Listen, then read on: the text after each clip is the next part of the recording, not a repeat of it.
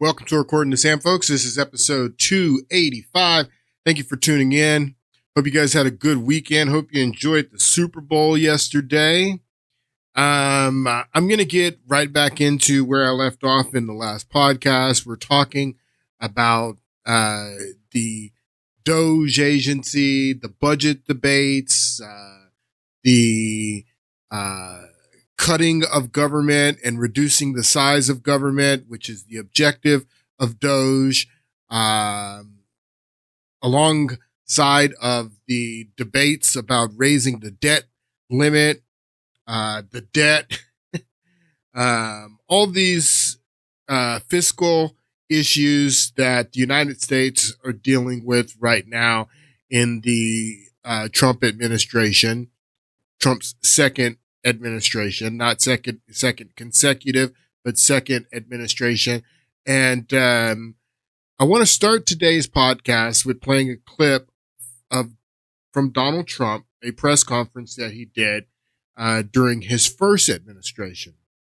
Now, if you don't know, the federal government's fiscal year ends on September 30th every year. Every year, the government's fiscal year ends on September 30th. October 1st is a new is day one of the new fiscal year for the government every year. A lot of people don't know that.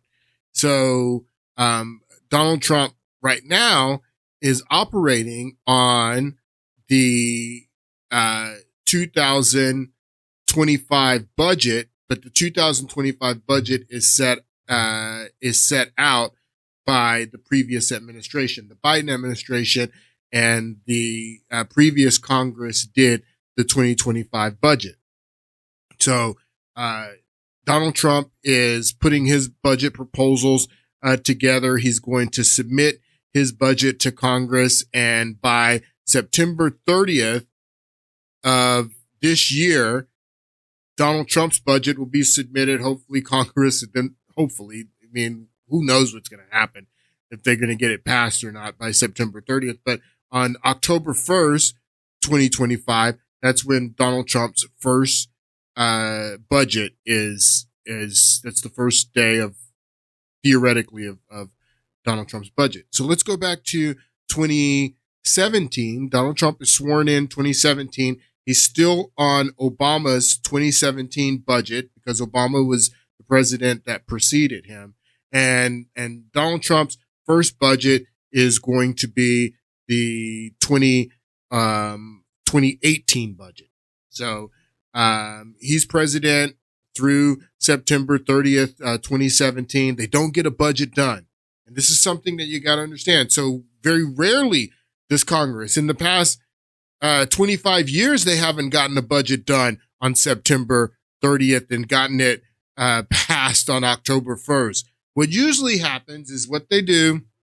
This is what they did in 2017, in September of 2017. They do what's called the continuing resolution, a CR, and they pass a short-term extenuation of the previous budget, and will extend it for 2 or 3 months while we continue to negotiate. Now, if you understand, September, that's the end of the third quarter, beginning the fourth quarter. You're beginning to get to the end of the year. What happens at the end of the year? Every year, you have the holidays, you have Christmas.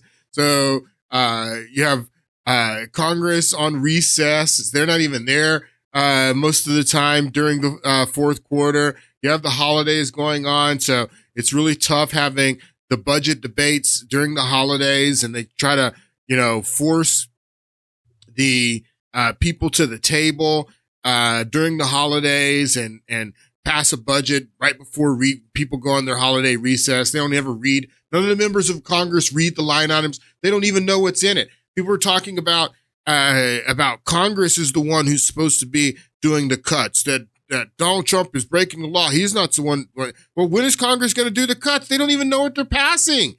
They're passing spending bills and they don't even know what they're passing. Absolutely do not know what they're passing. You're talking about 900-page budgets that are passed in the last minute, as they're forced to pass it, during the holidays. And, that's been what's going on. We haven't had a balanced budget in 25 years. Since the year 2000, we have not had a balanced budget. So this has been going on for 25 years. The same pattern, continuing resolution through the holidays, force them to either pass another continuing resolution as they negotiate longer or pass some huge omnibus, which we're getting ready to talk about that happened to Trump with his first budget. They pushed it off.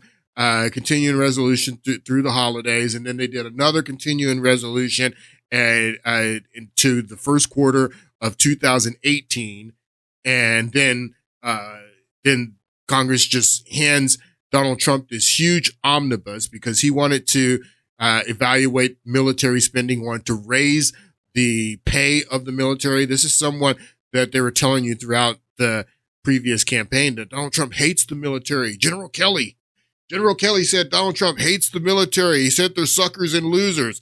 No, fool. He was trying to get more pay to the military. He was trying to modernize the military. That's what he wanted to do. He wanted to get more money for the military. And every time he was asking for more money from the military, Democrats were saying, well, we want more money for trans programs in Colombia, for trans operas in Colombia. Democrats were asking for the same amount of pay that you are requesting for military to modernize the military, to increase military pay, and we want some discretionary funds that we can use for our pet projects. So they forced Donald Trump into this deal. Paul Ryan, that weasel, was the Speaker of the House, and they forced Donald Trump to sign this huge omnibus. He doesn't have line item veto. He can't go through and say, no, we want to cut the trans programs out. He has to either pass this entire omnibus or he has to veto the entire thing. And then if he vetoes it, they're using the military hostage in this scenario. Then military don't get their pay.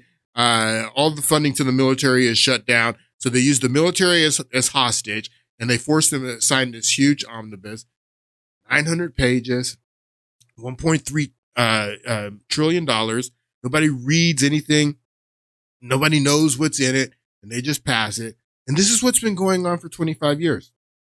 So this first clip that I want to play is a press conference that Donald Trump is doing in March when he is finally forced to sign, or he either signs and passes this whole bill that nobody's read, that's got all this junk in it that he doesn't want to sign, or he has to veto the whole thing, and the military is not getting paid. The military and military families aren't getting their money. This is a guy that they told you said that military members are suckers and losers. So he's forced to sign. He doesn't want to sign it. He's talking about how he's forced to sign this and how he's never going to sign it again. He actually does sign another one, but I'm getting ahead of myself. I just got to play the clip. Let's listen to Donald Trump talk about this huge budget that they forced him to sign, this omnibus spending bill. Take a listen.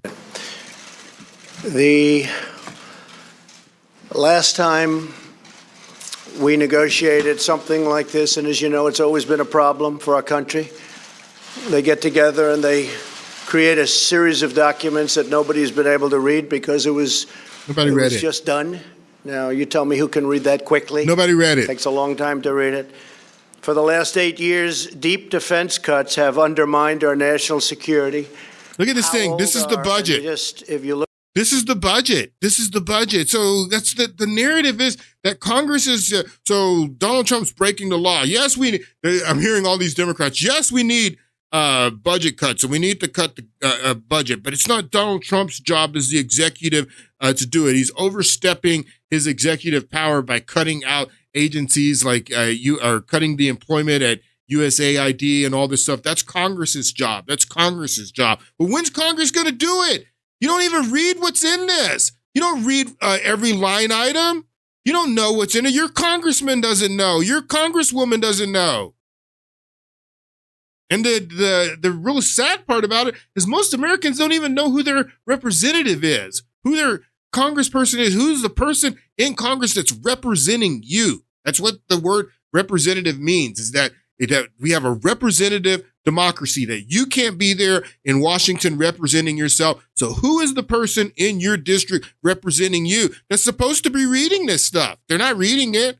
They're not reading it because it's being, like Donald Trump is saying, it's being put in front of them at the last minute to make sure that the government has funding. It's got tons of crap in it. They're not reading it. Of course, they're not going to cut it. It's funny that I hear on all these people, like Bill Maher on his show on Friday, he was saying, yeah, the government, because he likes to play middle of the road every now and then. You know how Bill Maher is. He's like, yeah, the government needs to be cut. I agree with these people that are saying that it needs to be cut, but, don't take a machete. It's like he says, like an 800-pound person. You don't take an 800-pound person and just cut off, 400 pounds of fat at once, that it's too much at once, that basically insinuating instead of using a machete that yes, the government needs to be cut, but instead of using a machete, we should be using a scalpel, is what he's saying. And I've heard many people say this, not just Bill Maher, but that we should be using a scalpel. We should just be doing a little bit at a time. You guys have had 25 years to use a scalpel. The reason that we need a machete now is because you haven't been using a scalpel. You've been using a spoon for the past 25 years. You haven't been using a scalpel, and that's why these cuts are needed now, major cuts. That's why we have to use the machete now, because you've had 25 years. We haven't had a balanced budget in 25 years. You haven't used the scalpel. And since you haven't used the scalpel in 25 years, now it's time that major cuts are going to have to be made. And Trump is absolutely right. I mean, yes, I understand the Constitution said Congress is supposed to do this, but Congress is not doing this. Congress is not, and really it's on us because we're electing these people in Congress that are just passing this stuff and not even reading it. They don't even know what's in it when they put their name on it and they vote for this. But listen to more of Trump here. Have undermined our national security. If you look at what's taken out, they've hollowed our readiness as a military unit and put America at really grave risk. My highest duty is to keep America safe. Nothing more important. The omnibus bill reverses this dangerous defense. As crazy as it's been, as difficult as it's been, as much opposition to the military as we've had from the Democrats, and it has been tremendous. I try to explain to them, the military is for Republicans and Democrats and everybody else. It's for everybody. But we have tremendous opposition to creating really what will be by far the strongest military that we've ever had. We've had that from the Democrats. So if we take something for the military, they want something for, in many cases, things that are really a wasted sum of money. Listen to what he's saying. Right. So if we're asking for money to modernize the military, to increase the pay of our soldiers in our military, and when we come to the negotiating table and ask Democrats for more money for the military, they force us to balance that money. If we give you $6 billion for the military, we want $6 billion equal in discretionary spending over here for USAID or whatever their pet project is the way that the Democrats are working. And that's what he's complaining about here. The military, they want something for, in many cases, things that are really a wasted sum of money. And it's not right, and it's very bad for our country. We're looking to do funding for our final fight in certain areas. As you know, we've at this time ISIS was of our land. At this time, ISIS was still a problem. There were still other issues where he needed this military spending as well. We're looking to ISIS in Iraq for our final fight in certain areas. As you know, we've gotten just about 100% of our land back from ISIS. We have troop increases necessary to accomplish what we have to do, and we have, very importantly, a pay increase for our troops. And this will be actually the largest pay increase for our incredible people in over a decade. It increases total defense spending by more than $60 billion from last year and funds the addition of critically needed ships, planes, helicopters, tanks, and submarines. Wow, pay increase he wants to give pay increases to the suckers and losers. Wow. Total defense spending by more than $60 billion from last year and funds the addition of critically needed ships, planes, helicopters, tanks, and submarines. We have submarines being built, the likes of which there's nothing anywhere in the world like the submarines we build. Our military equipment is the best equipment in the world. And one of the things you saw 2 days ago with Saudi Arabia and with other countries, Saudi Arabia, as an example, is buying hundreds of billions of dollars worth of our equipment. And we're getting very fast approvals on that. Therefore, as a matter of national security, I've signed this omnibus budget bill. There are a lot of things that I'm unhappy about in this bill. There are a lot of things that we shouldn't have had in this bill, but we were, in a sense, forced. If we want to build our military, we were forced to have. There are some things that we should have in the bill. But I say to Congress, I will never sign another bill like this again. I'm not going to do it again. It's interesting that he says that I'm never going to sign another bill like this again, because he was so angry about having to sign this omnibus with all of this junk in it that the Democrats had loaded it up with because he was trying to get military spending. But he says that I'm never going to sign another bill like this again. Well, he ends up signing another omnibus in 2020 during COVID. And here in 2018, when he signs this omnibus, they use the military and as hostage. They hold the military hostage and force him to sign the omnibus in 2018. But in 2020, if you remember, that's when COVID was going on. They had the COVID stimulus money that he wanted to go out to the American people, stimulus checks. And Nancy Pelosi was speaker at that time, and she put the COVID stimulus checks with this budget that was full of pork, that was full of nonsense, and she put it together with the omnibus, and they forced him again that if you don't sign this, then you have to also veto the stimulus checks for the American people during COVID. So he was forced to sign another one, even though he says in 2018 that I'll never sign another one of these again. He's forced to sign another one in 2020 because Nancy Pelosi sends him another one, this time using the American people, needy people at home, use them for hostage. They wanted to separate. He wanted to separate when the omnibus that they do in 2020, he says, let's separate it. Let's do the budget separate from the COVID stimulus, and I'll pass the COVID stimulus. And Nancy Pelosi said, no, we're putting them together. You have to pass both. You have to either veto both or you have to pass both. And he was forced to pass it so Americans, needy Americans, could get their stimulus checks. That's how things work in Congress. Nobody read that omnibus either. That Nancy Pelosi loaded it up with pork and all the pet projects for National Institute of Health, USAID, and all these other pet projects. Just loaded it up in there, and nobody reads it. It's at the last minute. You want to get this COVID stimulus money to the people, you got to pass it.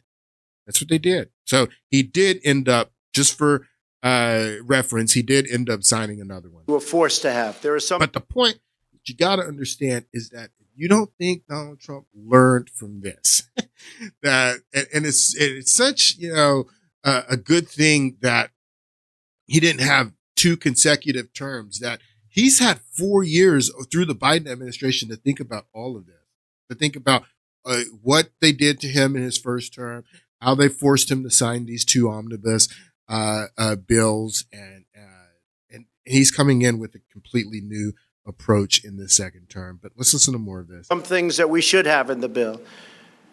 But I say to Congress, I will never sign another bill like this again. I'm not going to do it again. Nobody read it. Nobody read it. Hours old. Nobody read it. Some people don't even know what it is. $1.3 trillion. Nobody knows what's in it. President Obama they just vote for it. Actually larger. They just have to vote for it. They have to vote for it. They have to vote for it. The whip goes around and whips up the votes, and especially with Nancy Pelosi, because she ran that place like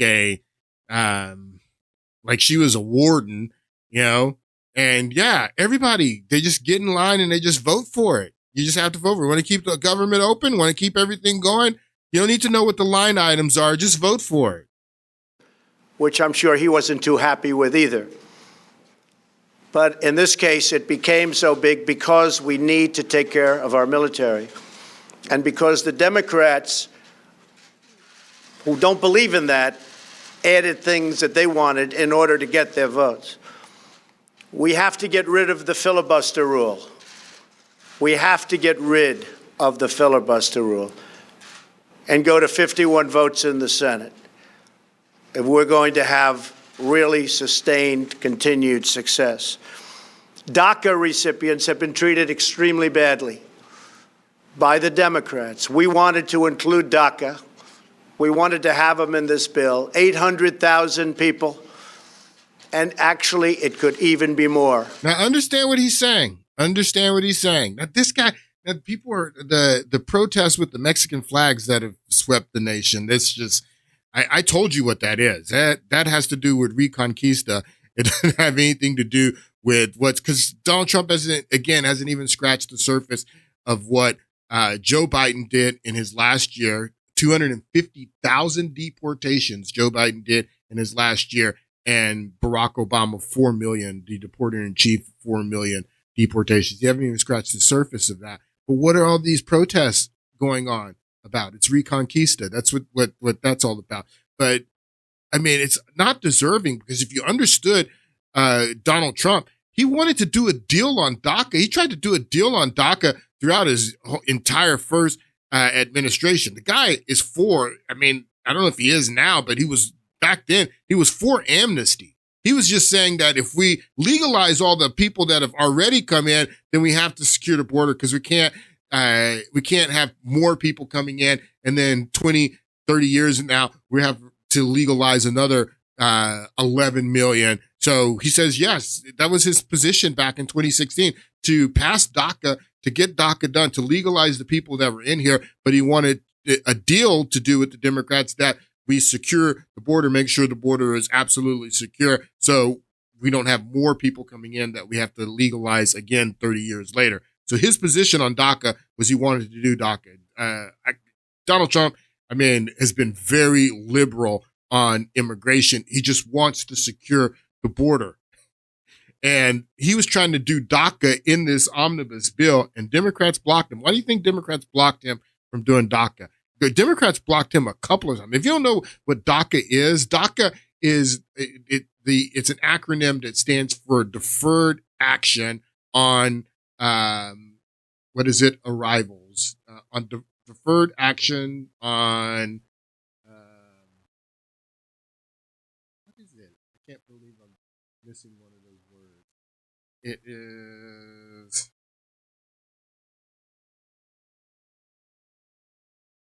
childhood of arrival. So if you came here as a child, then wasn't legislation, it was an executive order. Obama did DACA by executive order, and the first two words are deferred action. It's executive order to defer action until there is legislation passed by Congress. So that's what Donald Trump wanted. He wanted Congress to pass legislation to make these DACA recipients legal. And that's what he's complaining about here in this press conference as well, is that they blocked him from doing Democrats, we wanted recipients have been treated extremely badly by the Democrats. We wanted to include DACA. We wanted to have them in this bill, 800,000 people, and actually it could even be more. And we wanted to include DACA in this bill. The Democrats would not do it. They would not do it. To prevent the omnibus situation from ever happening again, I'm calling on Congress to give me a line item veto for all government spending bills, and the Senate must end. They must end the filibuster rule and get down to work. So he requests the line item veto, which, quite frankly, I would be all for at this point, giving the executive the line item. Congress has proven themselves to be irresponsible with the nation's finances, with the nation's budget, completely irresponsible. That's why Doge is coming in, and they're coming in with sledgehammers. They're coming in with the machete. They're coming in like bulls in a china cabinet, because that's the way they got to come in now. I mean, it's been 25 years of just increasing the debt, of debt and deficits, 36.5, almost $36.5 trillion in debt that we've created over the past 25 years. And yeah, if you guys would have been using a scalpel, over the past 25 years, making an effort to cut this and manage this and balance the budget, then there would be no need for a sledgehammer. There would be no need for a bull in a china cabinet or a china shop now, or any of the other metaphors that I can use, using a machete, a chainsaw instead of a scalpel. That's what's needed now, because this cancer has grown so large. This is New Jersey Senator Kim. I think it's Andy Kim is his name. He's new. Andy Kim. He was on the Meet the Press yesterday. And I want you to listen to what this guy says about, I mean, they give you their whole playbook.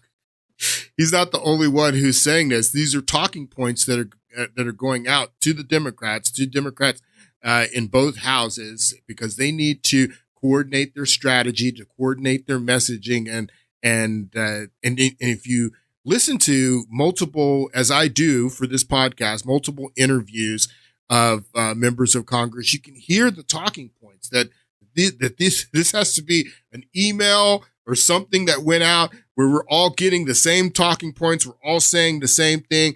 And Andy Kim here at Meet the Press, he gives you the entire strategy of the Democrats, how they are going to fight against Donald Trump and Elon Musk and Doge, and what Doge is doing in making these cuts to government. I want you to listen to a little bit of Senator Kim here. Are you satisfied with how your party is pushing back in this moment? Have Democrats found their footing? Well, I want to make sure that the American people see it across the board in terms of all the different prongs of what's happening. You know, there is the litigation side, legislation, the oversight, the communication, and I'll also add the mobilization that you saw. All right, so he names 5 things there. This is important. So she asked, are you satisfied with the way that your party, your side, is fighting back against Trump? And he says, well, I want people to understand that our toolbox, we have 5 tools. And I wanted him to say them again, and I just want to focus in on these 5 tools that he says that Democrats have at their disposal to fight against Trump. Pushing back in this moment, have Democrats found their footing? Well, I want to make sure that the American people see it across the board in terms of all the different prongs of what's happening. You know, there is the litigation side. The litigation side. So those are the courts. That's the courts. The litigation side is we're going to fight Trump in the courts. Okay. Legislation. Legislative side. What the legislative side is that we're going to fight Trump in Congress. So the courts in Congress. Okay. What else? The oversight, the community. All right. So oversight. We're going to fight Trump with oversight. That's Congress again, which I don't know what he means by oversight, because they're in the minority in both houses. So they don't really have the ability to do oversight without Republicans. So I don't know what he means by that. And then he says the last 2, take a listen. What's happening? You know, there is the litigation side, legislation, the oversight, the communication, and I'll also add the mobilization. So the communication and mobilization, which is pretty much the same thing. The communication is their messaging, and you can't mobilize people without good messaging. So those are the five tools that they have in their disposal. Then the last 2 I would put together, the communication and the mobilization, is the messaging to mobilize their constituents, to mobilize the resistance, the messaging to mobilize the resistance. We're going to look at those 2 first, and then we're going to look at the legislation and the litigation. I don't think oversight, I mean, they don't have any ability to do oversight without Republicans. So let's talk about the messaging first, the communication and the mobilization.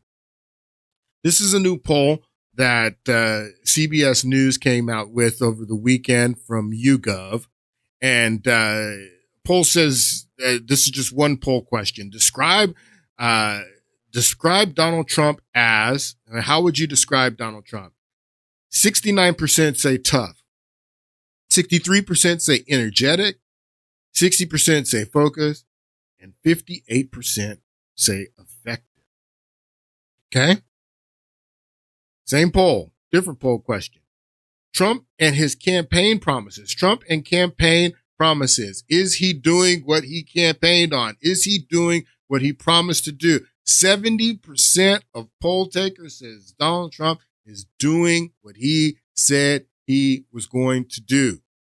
30% say different from when he campaigned. I mean, I don't know what you guys are listening to. These are partisans right here. 70% say that he's doing what he campaigned on.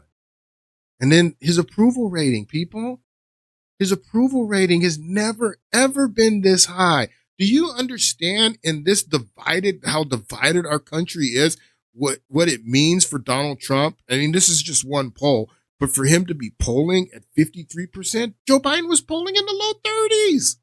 Approval rating. He's polling at 53%. There were these rumors going around that Trump voters were unhappy with their vote. And I mean, this puts that narrative nobody's unhappy with their vote. Trump is gaining in popularity. He's getting more popular, 53%. This is the highest approval rating that Trump has ever had in this particular poll. And if you go here to Real Clear Politics, this is the average of multiple polls. You have this poll down here, insider average, that's got him as high as 56% approval. His average of all of these polls, I think you got 10 different polls here. His average is 48%. He's not losing any support. 48.9% approval. That's an average across 10 polls. Look at the average spread, plus 3.6. So the trend is that he's getting more popular. More people are liking what he's doing. He's not losing support. More people see what Donald Trump is doing, and they like it. They like that someone is at least doing something. Because if you remember, before the election, almost 80% of the country thought that the country was going in the wrong direction. So if you're going in the wrong direction, people want to see somebody doing something to take the country in a new direction. And Donald Trump's poll numbers show that he is winning the communication messaging battle. Donald Trump's messaging is getting across to the American people, not the Democrats. And this is the Quinnipiac poll from a week ago. 31% of Americans, according to this poll, see Democrats favorably. See 57% unfavorable. Donald Trump's winning the communication and the messaging and the mobilization of Democrats. I mean, this resistance is kind of weak. I mean, they've called these loyalists, the people in their Rolodex, to show up, at these grandstanding events that they've been doing over the last week, at the Department of Treasury. They did, one of these grandstanding events in front of the USAID building. They've got maybe 35 to 60 people there. That's not mobilization. You're not mobilizing. I don't see anybody mobilizing behind the Democrats in their resistance at all, people, because the majority of the people see what's going on. And a lot of Donald Trump's support is coming from young people. Young people are supporting Donald Trump more than ever. And it's a real problem for the Democratic Party because that's the next generation. Those are the people that this affects the most. This 36.5, almost $0.5 trillion, this debt, this over $100,000 in debt per person. If a child that is born into this world in the United States today, if you're born today, you're born in the United States already $100,000 in debt, $107,000 in debt per person, per citizen. That's your debt. That's your share of this. So it's affecting the young people the most. The boomer generation, you guys are on your way out of here. And a lot of these young people, they look at what you guys did to them and they resent you. They resent what you guys allow these people to do to them. These young people that are coming up now that are being crippled with this debt, that are being, that are having a tough time making ends meet, paying their bills, buying a home. They look at you, boomers, with resentment because they feel like you did this to them. And a lot of them are supporting Donald Trump. It's so funny because I've watched this in the last 25 years. I'm old enough to watch all of this. I mean, I was alive when the last time that we had a balanced budget. And I remember, I can tell you everything that's happened from that time, that last time that we had a balanced budget in 2000, and how we created this 36, almost $0.5 trillion. I can tell you how we created that and where that came from. I watched it happen. But a lot of these younger people, these millennials, these Gen Zers, they see this and see what you guys did to them and they resent you. And it's funny because I remember as this stuff is happening, I remember in 2008, after the financial crisis and the Great Recession and the negative interest rates and all the things that the Federal Reserve and the Obama administration did, the stimulus, to have a quick recovery. They didn't want people to have any pain back then in 2008. They wanted to have a quick recovery so there's no pain back in 2008. And everybody was talking about, we're kicking the can down the road. You're kicking the can down the road to the next generation, that they got to pay for your pain, for the things that you caused, that you allowed to happen back in 2008. And you're kicking the pain down the road, kicking the pain down to the next generation and the next generation, where you've gotten to a generation of young people that are like, hey, man, what have you guys done to us? What have you guys done to us? So a lot of people, a lot of young people are seeing what these older generations, the boomers, the Gen Xers, what they've done in allowing this to happen to them. And they have resentment. And a lot of them are supporting Donald Trump. A lot of them. Donald Trump, the MAGA movement is rock and roll. It's punk rock. It's the next new thing. And it's sweeping the world. They have Make England Great Again now, and make something else great again. And it all started with Make America Great Again, but now they want to make everything great again. This is the new thing.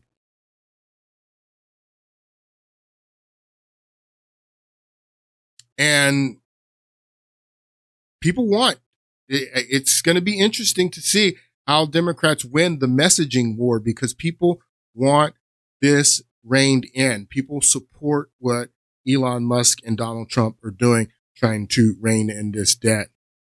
And again, if you guys have been using a scalpel, you're talking about, oh, yeah, we need it to happen, but don't do so much. Just do a little bit. No, you guys should have been doing a little bit for the past 25 years. Now we're at a point where we need radical reforms. They tried to do something like Doge back in 2010 with the Simpson-Bowles Commission. It never made it through Congress. For some reason, and this is both parties. This is not just Democrats. There's a lot of Republicans, as you're going to see. And I'm going to get to Republicans as well, because Republicans, they've controlled the House of Representatives for the past 2 years. Kevin McCarthy and his cronies in the House of Representatives gave Joe Biden a 2-year no debt limit at all. Extended the debt limit for 2 years and he got nothing from Joe Biden. Joe Biden took him to the cleaners, and he passed, and these Republicans, along with the Democrats, got together and they passed these. So it's not just the Democrats at all. And an example of Republicans wanting to block this stuff is Simpson Bowles, because the reason that Simpson Bowles never really got off the ground and did the things that Doge is trying to do now is because it was blocked by Republicans. But there's a lot of Democrats that didn't want it either. Congress does not want to be audited. They do not want people to see what's going on. So now, back to what Andy Kim was saying about the 5 tools that they have at their disposal. They have the litigation, the legislation, the oversight, which they don't really have oversight, and then the communication and mobilization. They're losing the messaging and the communication because the people want this. People want this accountability, and they're losing that. And I haven't seen any mobilization. But let's get to the first two. The first 2 tools that he mentions are the 2 important tools that you need to understand. And the first tool, the litigation, that's using the courts to block what Trump is doing, what Doge is doing, and to block the Trump administration through the court system. And they've been doing that, and they have been very effective. This just happened over the weekend. Judge blocks, this is a New York federal judge, blocks Musk team access to the Treasury Department. So judge in New York, federal judge in New York, blocks their access to federal department records. Not only that, the judge says that any of the records that they've downloaded, that they have in their possession, that they have to delete those, and they have to prove that they deleted those. So this is coming from this federal judge. It's another one that we talked about on the podcast on Friday, how Trump was going to lay off about 2,200 USAID employees and cut down to 300 employees. He put it under the State Department. Well, a judge just, a few days ago, this happened on Friday evening after I did my podcast, but judge blocks Trump administration from placing 2,200 USAID employees on leave. So the courts are blocking Trump from taking that action against USAID. This happened this morning. Federal judge, or this happened on Saturday. Federal judge temporarily blocks Trump administration new National Institute of Health funding policy. So Donald Trump was trying to limit some of the funding that was going to some of these research firms and the grift out of NIH, and who knows where some of this stuff's going. It could be going. Some of this NIH was funding gain of function research in China, all over the world. So Donald Trump was trying to put a freeze on these research funds from NIH, and the federal judge blocked it on Saturday. Here's another one. This just happened today. Court blocks Trump administration from deporting 3 Venezuelan immigrants held in New Mexico to Guantanamo Bay. So a judge in New Mexico has basically stopped not only these 3 individuals, Venezuelan immigrants. So most of the people who Venezuelan, because most of these people that were going to go to Guantanamo are Venezuelan, but they were part of this Venezuelan, it says Venezuelan immigrants. Most of these people were part of this Venezuelan gang that's been raining terror all over the United States. So the judge, this federal judge, blocks Donald Trump from sending these often violent gang members. You remember the woman that got pistol whipped in her home by these Venezuelan gang members in Dallas, that these are the type of people that Trump's trying to send over to Guantanamo Bay. Federal judge from his federal bench has said that Trump can not only not send these 3 Venezuelan immigrants, none of these immigrants are going to go because of the block that this judge. So what Kim is talking about is their first tool at their disposal in using the courts. They've been using that, and the courts are very effective. And the courts are in some cases acting politically. Let me just say it. The courts are acting politically. I want you to listen here to Senator Amy Klobuchar from Minnesota. Take a listen. There are 3 equal branches of government in this country. So again, remember I was telling you how they have talking points that Andy Kim explaining what their tools are, and the the way that they're going to fight back against Trump. The reason that I know that they're talking points, because you're going to notice that Amy Klobuchar says the exact same, in the same order, in the same order that Andy Kim says that her colleague says their tools are. Take a listen. There are three equal branches of government in this country, and it is clear that the judges have started stepping in, as you could say. And I just look at this as we lead this fight. We lead it through the courts. We lead it with the Congress, and we lead it with our constituents. The courts, the Congress, and our constituents. That's the same thing as the litigation, legislation, communication, and mobilization. She's saying it in the same order. The courts, the Congress, and the mobilization of the people through the messaging is what Amy Klobuchar is saying. It's the exact same thing that Andy Kim said, that we're going to use the courts, and then we're going to use Congress and legislation, and then we're going to try to mobilize the people through our communication. We're going to get to what they're doing, what they're going to do, and their plan in Congress here in a moment. But let's talk more about this litigation, what's going on in the courts. Branches of government in this country, and it is clear that the judges have started stepping in, as you could say. And I just look at this as we lead this fight. We lead it through the courts. We lead it with the Congress, and we lead it with our constituents by our side. And yes, some of these completely unconstitutional things that they have attempted have been stopped, including by a Trump-appointed judge. The freeze was stopped, at least temporarily, as it moves forward. Elon Musk getting access to people's private data, social security numbers, was stopped. And our job right now, with the state AGs, the Democratic attorney generals, the Democratic governors across the country, is to lead this fight. So the state AGs, why is she talking about the state AGs? That our job is to coordinate with the state AGs, and the state AGs are very important. The governors of the states are very important, because what they do is they go around, and that's why I tell you that the courts are acting politically, because these people go around and they shop for the judge that they want, and then they go and they find the someone in that jurisdiction of the judge that they want. Say that they want a judge that's in the Fifth Circuit.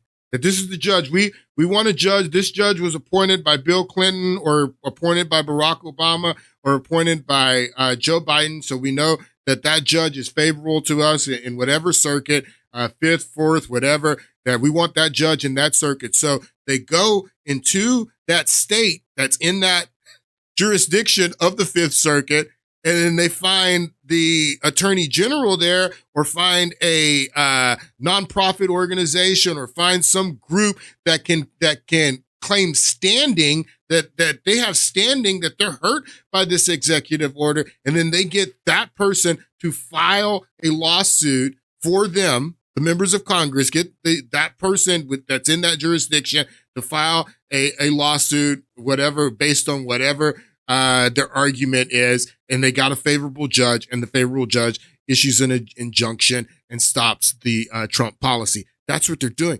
AOC even gives the game up. I want you to listen to what AOC says here. Another thing that Democrats are doing is that we are coordinating, right? Coordinating. Another thing we're doing is we're coordinating, is what she's saying.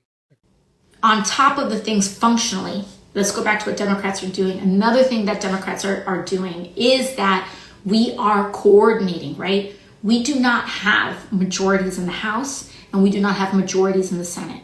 Especially in the House, that means that our ability to investigate, to launch... Listen to what she's saying. That's why I was telling you that when Kim's saying that we have oversight at our disposal, no, you don't have oversight at your disposal, because you're in the minority. You can't do oversight, is what AOC is saying. We can't do oversight because we're in the minority. We do not have majorities in the House, and we do not have majorities in the Senate.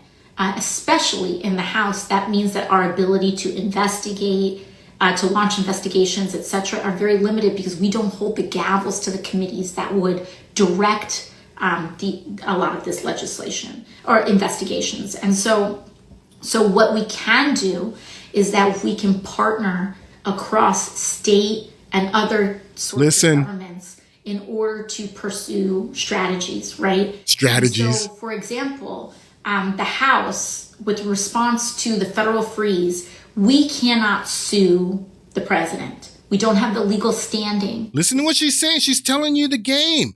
She's telling you the game. She's saying we coordinate with these AGs in the states. We coordinate with the governors in the states. We coordinate with these people in the states because we don't have the standing.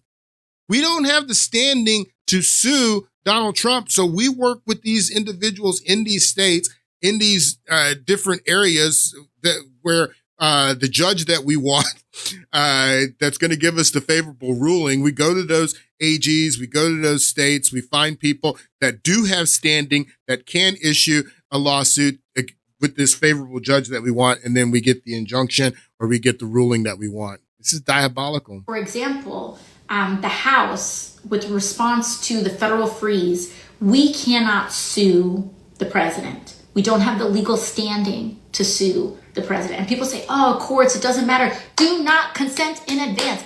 I don't want to hear that stuff doesn't matter. This is what the headlines are trying to get you to do, right?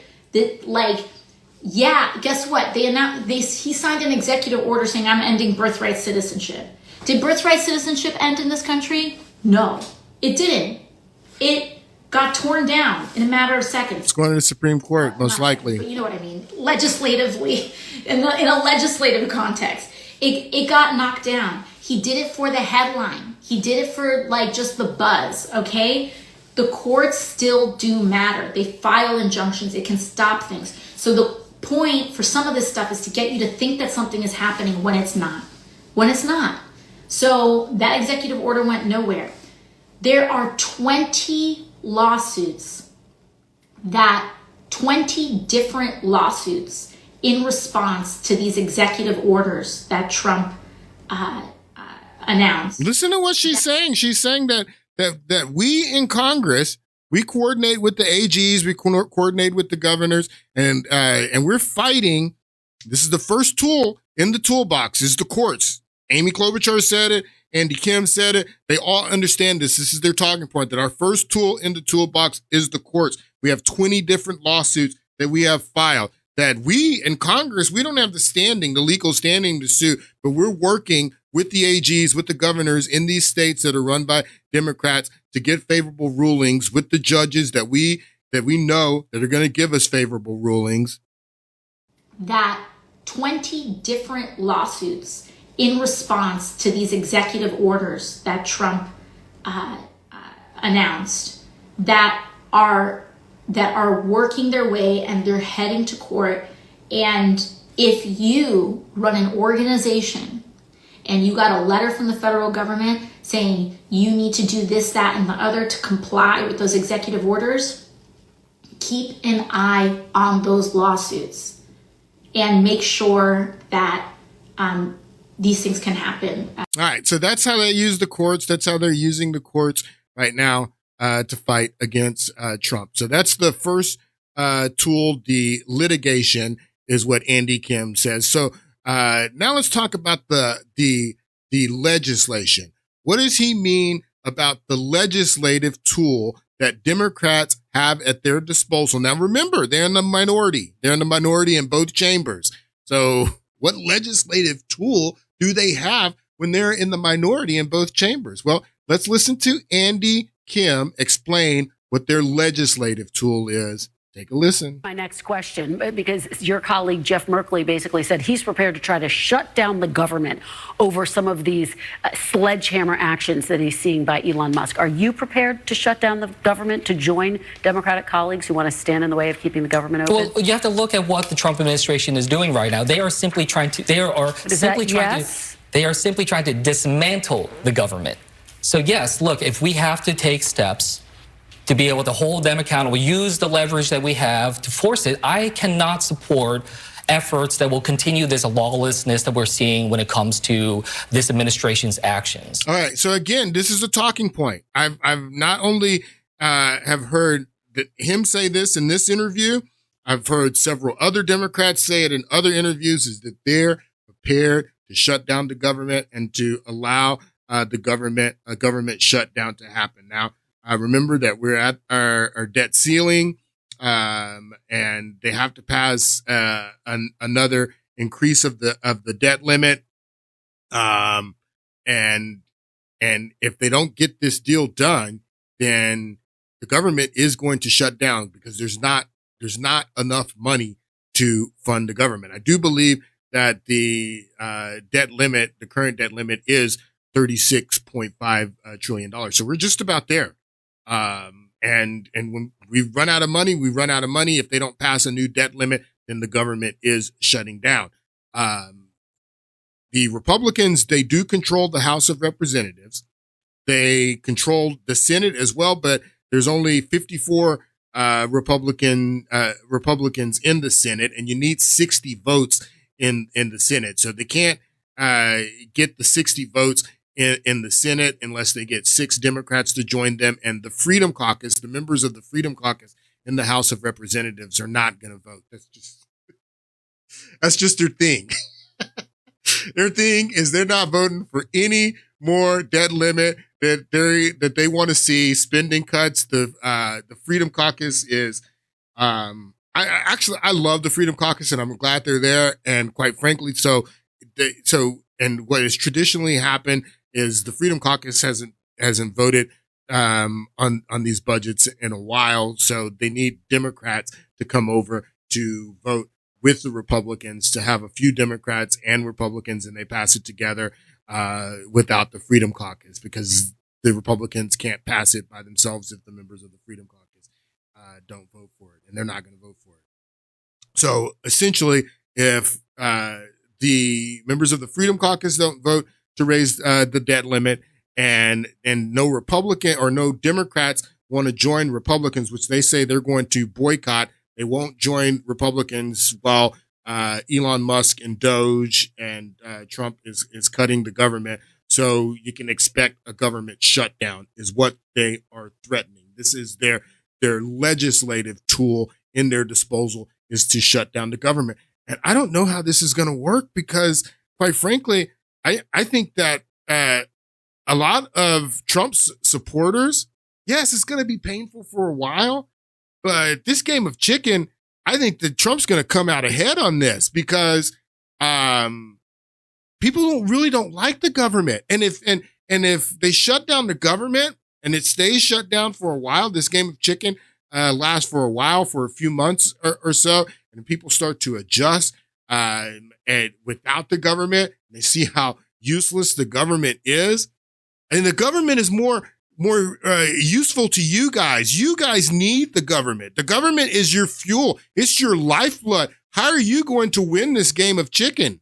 How are you going to win? And they're hoping that this is what they're hoping and what they're thinking, that if we don't join Republicans and allow the government to shut down, that Trump's going to get the blame for that. That Trump and the pain that people are experiencing because the government is shut down, that they're all going to point at Trump for that, and the Republicans are going to get the blame. So this is the tool at their disposal, the second tool at their disposal that they are threatening to employ. And again, this is not just Kim saying this. This is a talking point. I've heard them all say this. They're threatening that we're just going to let them shut the government down. And a lot of Republicans are like, okay, shut the government down. My next question, because your colleague Jeff Merkley basically said he's prepared to try to shut down the government over some of these sledgehammer actions that he's seeing by Elon Musk. Are you prepared to shut down the government, to join Democratic colleagues who want to stand in the way of keeping the government open? Well, you have to look at what the Trump administration is doing right now. They are simply trying to dismantle the government. So yes, look, if we have to take steps to be able to hold them accountable, use the leverage that we have to force it, I cannot support efforts that will continue this lawlessness that we're seeing when it comes to this administration's actions. And for us to be able to support government funding in that way, only for them to turn it around to dismantle the government, that is not something that should be allowed. So just to be clear, Senator, you are open to voting yes to shut down the government, to make this point. This is on them. This is about whether or not they can get the votes. They are the majority, and if they cannot govern, then that's for the American people to see. But I've worked in government. I've worked through multiple government shutdown. So listen to what he's saying. This is the communications part. This is the messaging game. They're going to play a game of chicken by shutting down the government. And they're saying that's on the Republicans. We're not going to vote for it. We're going to let them shut down the government. And they feel that the pain that's going to cause, the negative messaging, that's all going to be pointed at Donald Trump. They can get the votes. They are the majority. And if they cannot govern, then that's for the American people to see. But I worked in government. I worked through multiple government shutdowns. I would be the last person to want to get to that stage. But we are at a point where we are basically on the cusp of a constitutional crisis. I'm the last one that want to get to that stage. None of you Democrats want to get to that stage. That's the last thing that y'all want to do, is shut down the government. You need the government. So this is going to be an interesting little game of chicken. You're going to shut down the government, see how long the government is going to be shut down, and see who cries uncle first, the Democrats or the Republicans. Should be interesting. I'll see you guys on Friday. I hope you have a great week.